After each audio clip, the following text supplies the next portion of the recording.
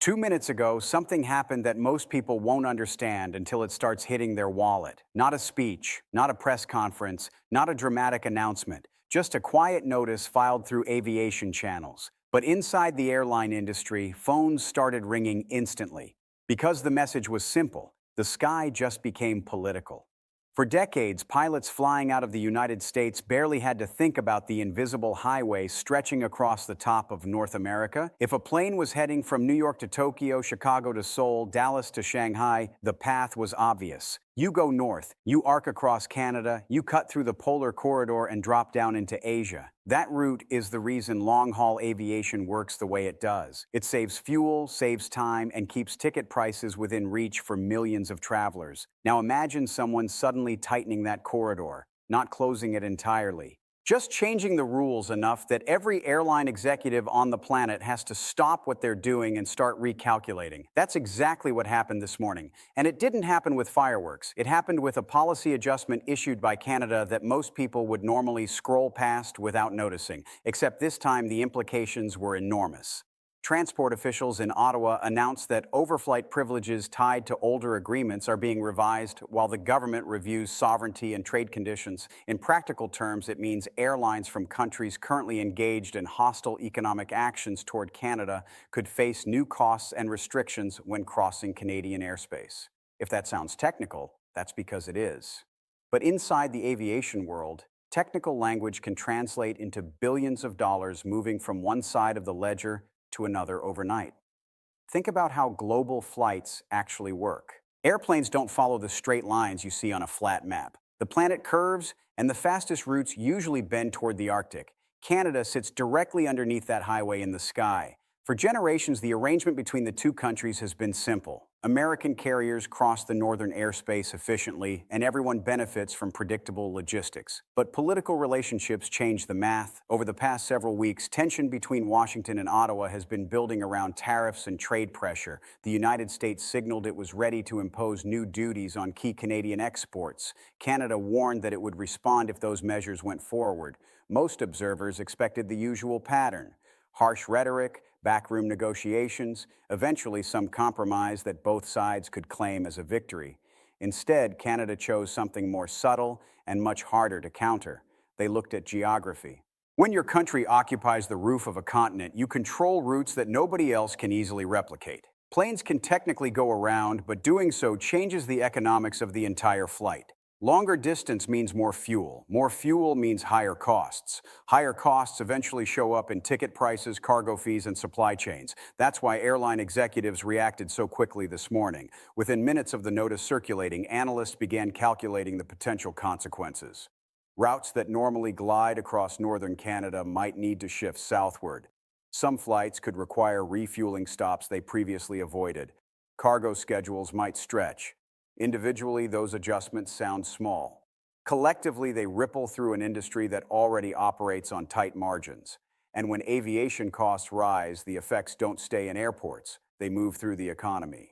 Packages take longer. Freight becomes more expensive. Vacation prices creep upward. Companies rethink logistics. Investors react. Markets notice. All of that began unfolding quietly while most people were still drinking coffee. In Washington, the realization hit quickly. Officials who had been focused on trade negotiations suddenly found themselves facing a new variable. Canada wasn't shouting back about tariffs. It was adjusting the environment around them. That difference matters, because political fights are loud, but structural leverage is quiet. It changes the board without announcing the move. Mark Carney, Canada's Prime Minister, understands systems like that better than most leaders. Before entering politics, he spent years guiding central banks through crises where tiny shifts in confidence could move billions across global markets. His reputation was built on studying pressure points others overlook. So when the dispute with Washington escalated, he didn't just look at the trade numbers. He looked at the map. From the Canadian Arctic down through the major corridors used by international aviation, Canada sits in a position few countries on Earth can replicate. Geography itself becomes a bargaining chip, not through dramatic gestures, but through administrative decisions that are technically legal and extremely difficult to reverse quickly. That's why the reaction across financial markets this morning felt so immediate. Airline stocks wobbled as investors tried to estimate the long-term impact. Logistics companies issued cautious statements saying they were monitoring the situation. Energy analysts even began discussing potential secondary effects if transportation costs shift across global trade routes. Meanwhile, political commentators started framing the moment as something larger than a routine policy change. Because at its core, the situation exposes an uncomfortable truth about modern power. Even a superpower depends on cooperation from its neighbors to keep complex systems running smoothly. Airspace, shipping lanes, pipelines, electrical grids, all of it is interconnected. When those connections become tools in a dispute, the consequences travel fast. Inside the White House, the mood reportedly turned tense as advisors tried to interpret what Canada's move really signaled. Was this a warning shot meant to push Washington back toward negotiations? Was it a temporary administrative review that might disappear as quickly as it appeared? Or was it the opening step in a longer strategy designed to shift leverage in the trade fight? No one seemed entirely sure yet. That uncertainty alone is powerful. Because businesses hate unpredictability more than almost anything else. A clear rule, even an expensive one, can be planned around. A moving target forces companies to slow down decisions until they understand the terrain again. And right now, the terrain above North America looks a little different than it did yesterday. To the average viewer following the story online, the drama might sound exaggerated. Airspace policy doesn't usually make headlines. It lacks the emotional punch of tariffs or sanctions or speeches at campaign rallies. But ask anyone who runs an airline network or a global logistics company, and they'll tell you something important. Distance is money. Every extra mile a plane flies burns fuel, extends crew hours, complicates scheduling, and increases risk. Multiply that across thousands of flights, and the numbers grow rapidly. That's why even a hint of friction in northern routes triggered such a fast reaction today. And it also explains why political strategists are suddenly studying maps instead of talking points. Because in this conflict, geography itself may decide who holds the stronger hand. Within an hour of Canada's notice circulating through aviation networks, the ripple effects started showing up in places most people never see. Not on television panels, on control room screens, inside airline operations centers in Atlanta, Chicago, Dallas, and Seattle, planners suddenly began adjusting routes that had barely changed in decades. These are rooms filled with giant displays tracking aircraft across the globe, and when something disrupts the system, you can almost watch the tension spread in real time. Flights that normally slide across the northern arc of Canada started getting flagged. Fuel estimates had to be recalculated. Crew schedules had to be reviewed. Cargo timing had to be reconsidered. None of this happens slowly. Aviation runs on precision. When one assumption changes, the dominoes start moving quickly. Executives at major carriers reportedly called emergency meetings before lunchtime. Analysts pulled up route simulations. How much longer would flights become if they had to bend south? Would certain nonstop routes suddenly become uneconomical? Would freight carriers need additional refueling stops? Each answer carried a price tag, and when industries see price tags forming that fast, markets react. By midday, investors were already debating the potential scale of the disruption. Some analysts argued the effect might be temporary, a negotiating tactic that would disappear once Washington and Ottawa returned to the table. Others warned that if tensions hardened, the long-term cost could reshape the economics of trans-Pacific aviation. The truth, at that moment, was that nobody had complete clarity.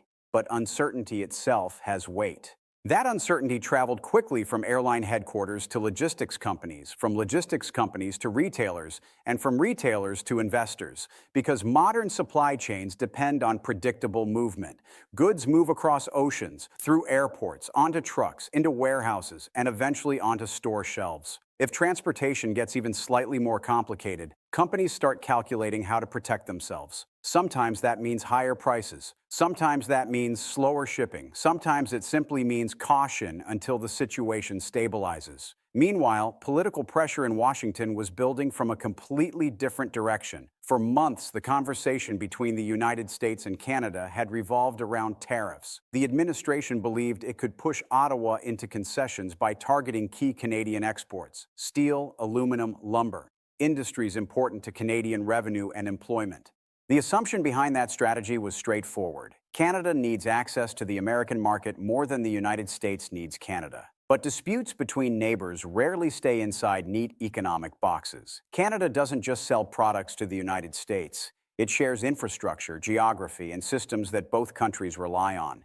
Pipelines run across the border. Electrical grids connect provinces and states. Transportation corridors weave through both territories. And above all of it sits the airspace that links North America to the rest of the world. By adjusting how that airspace is managed, Canada introduced a new variable into a fight that had previously focused on tariffs alone. Suddenly, the conversation wasn't just about Canadian exports becoming more expensive, it was about whether American transportation networks might also feel pressure. That shift changed the tone inside Washington. Advisors began scrambling through legal frameworks governing aviation agreements. What exactly could Canada change under existing treaties? How far could they push new fees or restrictions without triggering international disputes? Were there diplomatic channels that could slow the situation down? Phone calls reportedly started flying between embassies and government departments, and through all of it, Canada's public messaging remained calm. Officials framed the move as a review tied to sovereignty, environmental considerations, and evolving trade conditions. The language sounded bureaucratic, almost boring. But anyone familiar with diplomacy knows that calm language often hides very sharp leverage. Mark Carney's approach throughout the dispute has reflected that style. Rather than responding to political attacks with loud counterattacks, he has focused on shifting the structural balance of the conversation. In simple terms, he's trying to change the cost calculation. If Washington makes Canadian exports more expensive, Canada can make certain American systems more complicated. Not through dramatic retaliation, but through adjustments that force businesses and policymakers to rethink their assumptions. And that strategy is particularly powerful when geography is involved, because geography cannot be negotiated away. Canada occupies a massive northern position that shapes flight paths, shipping lanes, and energy flows. Even the most powerful country cannot redraw the planet overnight. That reality is why analysts today kept repeating a single word: leverage. Not military leverage, not ideological leverage, practical leverage. The kind that quietly affects industries worth billions of dollars. Inside the airline sector, discussions quickly turned toward adaptation. Could routes be redesigned efficiently? Would alliances with international carriers become more important? Might airlines lobby Washington to de-escalate tensions before long-term damage set in? Corporate leaders are rarely interested in political symbolism. They want stability. And when stability starts slipping, they begin applying pressure in their own way, through phone calls, through lobbying groups, through warnings about jobs and economic consequences. That pressure may soon become the most important factor shaping what happens next, because political leaders can sustain confrontations longer than businesses usually can. Markets punish uncertainty. Investors demand answers. Shareholders ask when the situation will normalize. Already, some voices in Washington are urging a quick diplomatic reset before the dispute expands further. Others argue backing down would signal weakness. That tension creates a familiar crossroads in international politics: escalation or compromise. If the United States pushes harder with tariffs, Canada may look for additional pressure points. Not necessarily dramatic ones, but enough to remind Washington that the relationship between the two countries is deeper than any single policy fight. Energy flows could become part of the conversation. Border inspections could slow. Transportation agreements might evolve. None of these steps would look like open conflict, yet each one would add friction to a system built on cooperation. For ordinary people watching the story unfold, the stakes may seem distant at first, but global systems have a way of reaching everyday life faster than expected. When airlines pay more for fuel, tickets eventually cost more. When cargo flights change schedules, deliveries slow down. When supply chains hesitate, businesses adjust prices to protect themselves. These changes don't arrive with dramatic announcements. They appear gradually: a higher airfare here, a delayed shipment there, until people start asking what changed. Moments like this are when those changes begin, not because one country suddenly defeats another, but because two closely connected economies test how far they can push each other before cooperation becomes necessary again. And that's where the story stands tonight. The sky hasn't closed. Flights are still moving. Trade is still flowing. But the assumptions that made everything feel automatic yesterday are suddenly being questioned. Airline planners are studying new maps. Diplomats are reopening old agreements. Markets are watching carefully. Because everyone involved understands one thing now. When geography enters a political dispute, the consequences travel far beyond the negotiating table.